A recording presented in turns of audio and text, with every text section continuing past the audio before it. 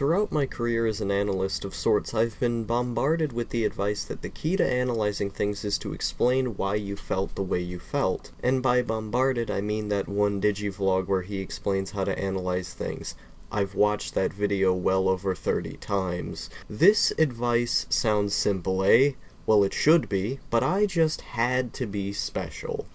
I am an individual of many emotional biases. I see something like my obsession with CRTs, and my immediate thought is that there's a deep meaning about myself I need to explain. I observe everything from front to back, finding little to nothing that would prove as complex evidence.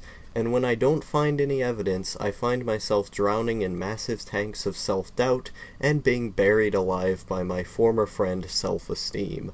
But because it's a simple emotional bias, there's rarely anything complex to find.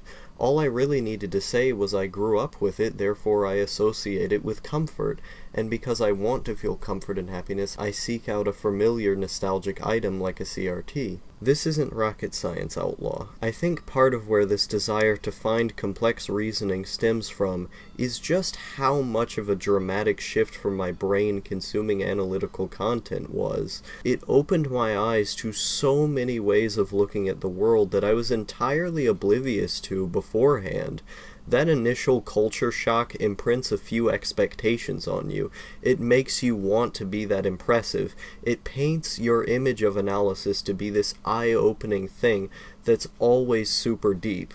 That jump from simple reviews to hardcore analytical content is huge, and the gap is wide. Therefore, it takes some time to get over the hump of believing analysis is always just uber complex, and that your reasoning should always be uber complex. But it isn't. These analysis things seem commonplace to me now, so much so that I can finally open my eyes to the idea that sometimes things really do have simple answers.